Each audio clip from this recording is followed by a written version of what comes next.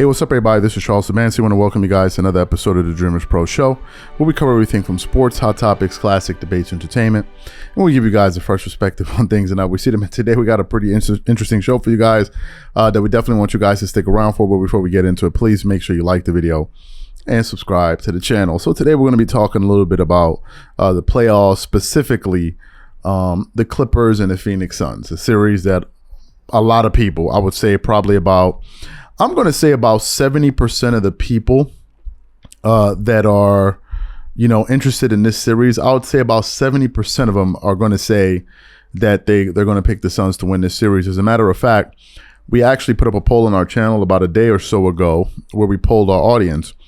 Who do you think is going to win this series between the Suns and the Clippers? Out of the 13,000 voters, 68% are voting for the Suns, only 32%. So basically, 3 out of every 10 people you meet are going to pick the Clippers, and most people are going to be rolling with the Suns. Now, as y'all know, Kendrick Perkins is easily one of the most outspoken people on ESPN, and he's known to give a prediction here and there. And he's also one of the most wishy-washy people out there when talking about teams. One month you hear him say this, the next month you hear him say that. For instance, now he thinks the Lakers are going to be the team to come out of the Western Conference. So recently, they were discussing the most intriguing first round matchups, and they were just talking specifically about the Clippers versus the Phoenix Suns, right? And when it came time for Kendrick Perkins to kind of give his take, surprisingly, he feels that the Clippers are actually going to be victorious over the Phoenix Suns in round one without Paul George, right?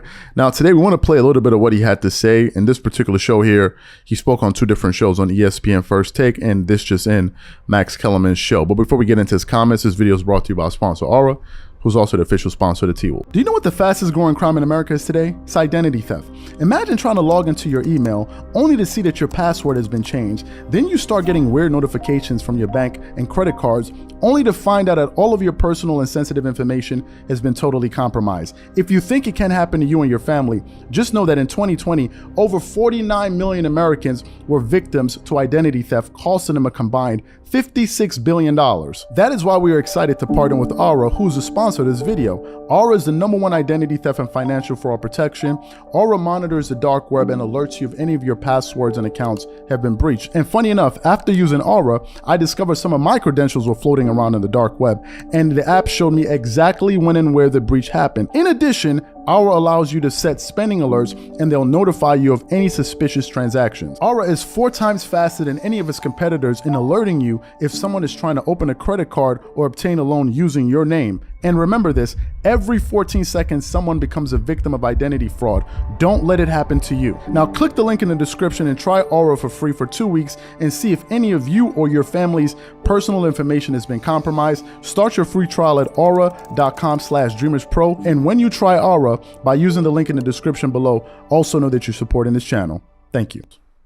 So what we want to do is we want to play exactly what Kendrick Perkins had to say. We want to play give you guys his argument, and then we're going to come back and react to his comments. So take a listen to what Kendrick Perkins had to say here. You know what? It is wide open, but it's all about matchups, and it's all about what superstars get hot at the right time. Again, we could talk about KD, and rightfully so, and we could talk about Devin Booker.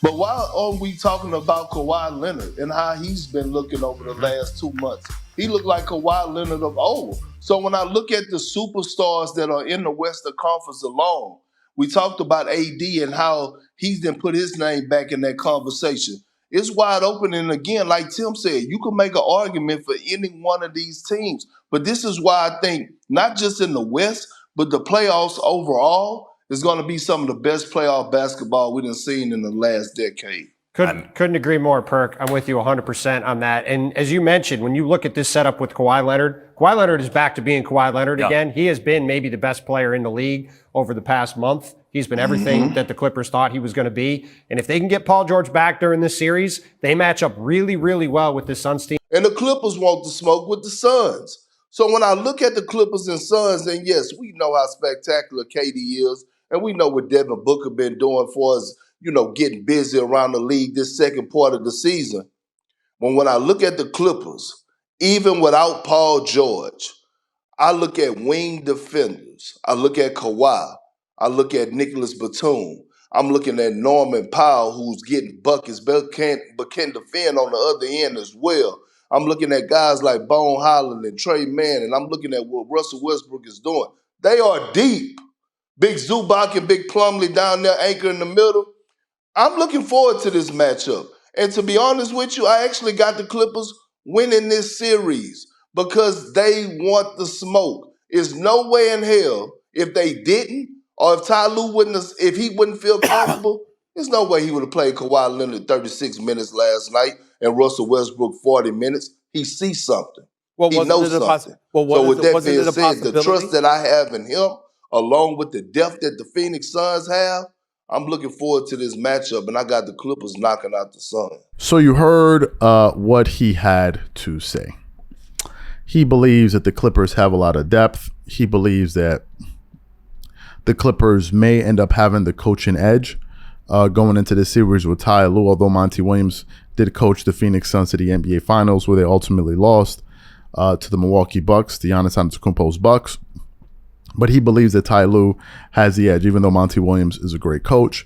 He believes that the Clippers probably have more depth. And he also believes that a lot of people are discounting what Kawhi Leonard brings to a team. Now, if you look at Kevin Durant, for example, the best player on the Suns, this season he's averaging 29 points a game, 6.7 rebounds, and 5 assists per game. But if you look at some of his stats, for instance, in the month of March and April, because he's only played 8 games due to an injury that he had, in the 5 games that he played in March with the Suns, he scored 25 points a game on 60% shooting, 55% shooting from the 3, and 86% shooting from the free throw line, getting you 6.8 rebounds a game, 3.4 assists, 1.2 blocks, and only 2 turnovers a game.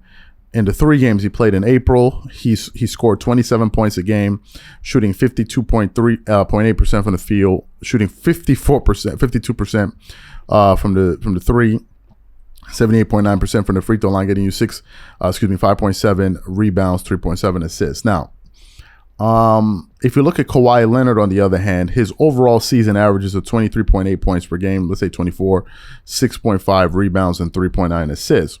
But a lot of that has to do with the slow start that he got off to in the beginning of the year. He only played 2 games in October, 3 games in November. He was averaging 20 minutes a game. But in the calendar year, Kawhi Leonard in the month of January was averaging 27.7 points per game on 54% shooting from the field, 45% shooting from the 3, and 92% shooting from the free throw line. So basically 50-40-90 splits. In the month of February, he averaged 27 a game, 49% shooting, 53% shooting from the 3, 92% shooting from the free throw line. March, he scored 24.5, 53% shooting, 43% shooting, 86% shooting from the free throw line. April, 4 games, scored 29 points a game, 50% shooting, 42% shooting, 88% shooting, right? These numbers do not surprise me. Funny enough, I expect his numbers to be even better when he gets into the playoffs, because for whatever reason, Kawhi Leonard, I don't know what he eats, I don't know what he drinks, whatever it is, he becomes a totally different player. So I expect his numbers to go up. If we look at the teams and this is not a full comprehensive breakdown of this, but if we just look at the teams, offensive rating, the Clippers are ranked 16th. Defensively, they were ranked 18th. If you look at the Phoenix Suns, offensive, they were ranked 14th. Defensive, they were ranked 7th. So they were the better defensive team throughout the series, but obviously that's the regular season. When we get into the playoffs, is going to be a totally different thing. However, I think what's surprising is the fact that Kendrick Perkins is the only person I've heard on television actually say that the Clippers are going to be the ones that are going to end up being victorious in this series. So what I want to know from you guys is simply this: what do you think about what Kendrick Perkins had to say? What do you think about my analysis? Whatever you guys think, leave your thoughts in the comment section, and we catch you on the next show. Peace.